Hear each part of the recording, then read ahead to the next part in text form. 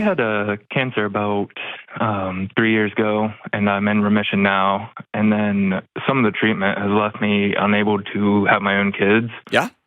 And I just don't know, as I get back into the dating world, when the best time to bring that up or how to bring that up is.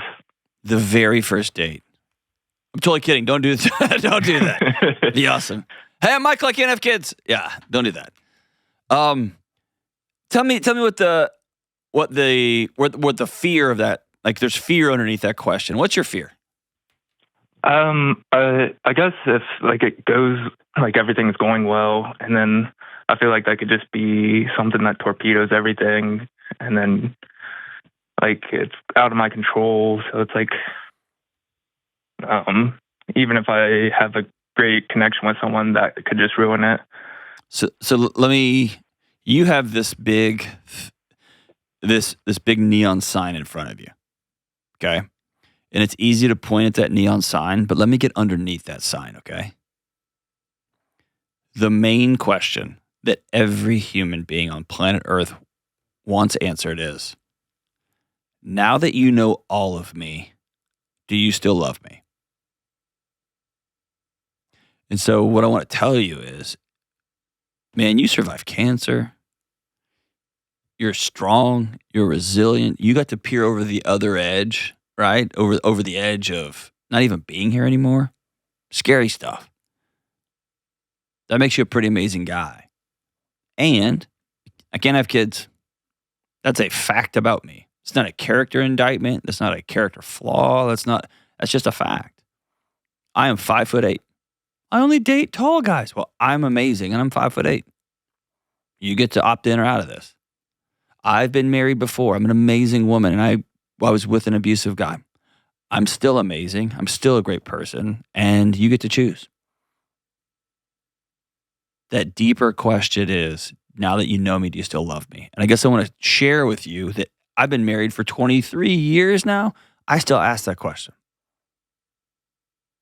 And so I think it's being comfortable with learning to be in your own skin enough to say, this is who I am, man. I'm not going to apologize for it. I didn't do anything wrong. In fact, I'm a survivor, and I'm pretty dang strong now. But this is a fact about me. And if somebody opts out of that, then they opt out. And yes, I could break your heart and be sad and all that. But you're asking the question as though if they find out that you were committed a bunch of felonies one time, you're in jail. But I promise, I'm different. I don't want you to put yourself in that bucket. Mm-hmm. Does that ring true? Yeah. All right, I threw a lot at you. Talk back to me. You got quiet on me. Yeah, it just processing it all. Okay. Yeah, that's like I've shared it with some of my friends. They've kind of said the same thing, but it's just hard to come to grasp with it still. Can I poke on that a little bit? Is that okay? Yeah. I think you're the one that hasn't grieved. I won't be able to have kids. You don't like that about you. And you're wondering how in bloody hell could another person still love me when I'm not okay with me? Yeah. Did you want to have kids? Yeah. How many? Like when you just like close your eyes and have a picture of you with gray hair, kind of thinning on top, how many kids are sitting around that Thanksgiving table? Like 4. Okay.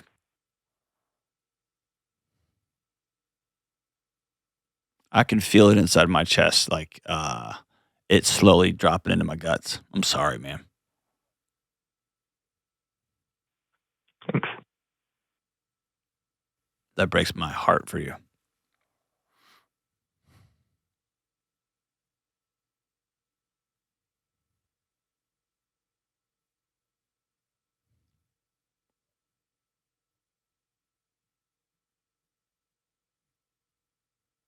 Can I tell you something crazy to do?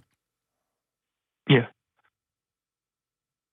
Would you make up some imaginary names for those 4 kids and write them all a letter? You can just write one Yeah, I can do that. and just say, hey, I'm not going to get to meet you, but just know I would have been a great, great, great dad. And I might adopt kids one day. I might be the best foster parent you ever seen in your life. But I wanted to meet you guys, and I'm not going to get to meet you. I got sick.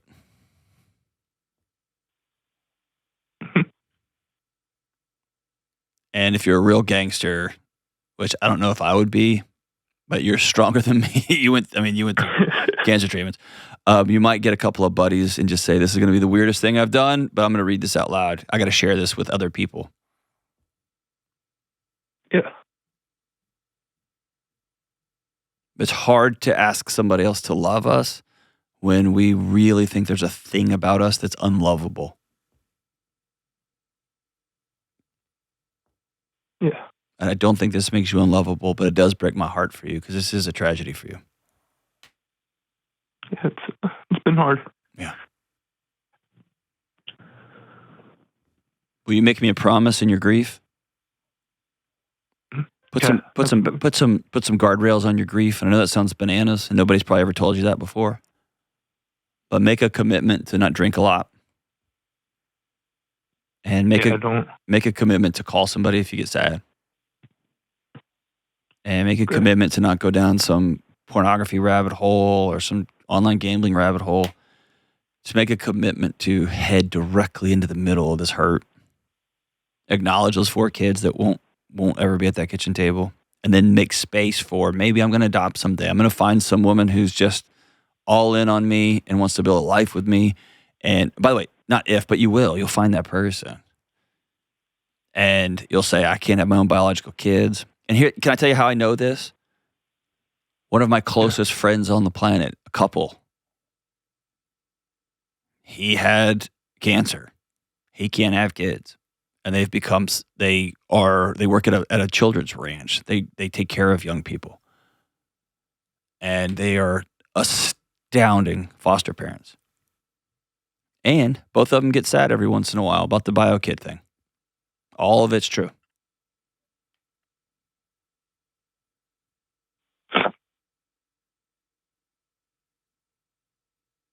But my buddy, like most of the men in my life, married way over his skis.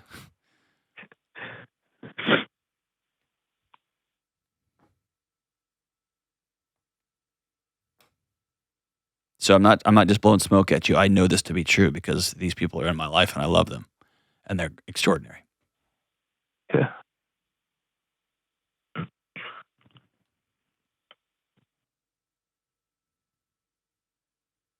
And I can tell you that I don't get an opportunity very often to, that's not true. I do, but not as much as I would like. I don't get the opportunity to talk to like brave men like you. So thanks for giving me the opportunity to do that. You're welcome. Thanks for everything. What's your next move, brother?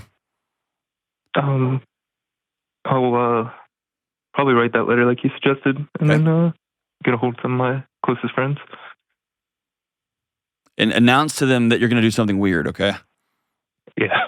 I'd probably expect it. Don't let them come over and just think y'all are singing karaoke or something or playing Fortnite, and all of a sudden you're like, I'm going to read a letter to 4 kids that don't exist. The number one voice on the planet, I think, when it comes to grieving is David Kessler. And one of his cornerstone lines is, grief demands a witness. The only way your body can metabolize it is in the presence of other people. And so there's something about feeling it, for real feeling it. Like it's a loss. And sharing that loss with other people. And will you add one quick thing to that letter at the end? Mm-hmm. Make sure you let those 4 ghosts, those 4 kids that were going to be that aren't, make sure you let them know what kind of awesome guy you're going to be moving forward. Because you're still going to be that balding, gray-haired, 50 or 60-year-old man. Give them a little glimpse into what that guy's life might look like. Who you're going to become. Okay. Cool? Yep. It's been a high honor talking to you, my brother. Thank you so much for the call. I'm really, really grateful for you.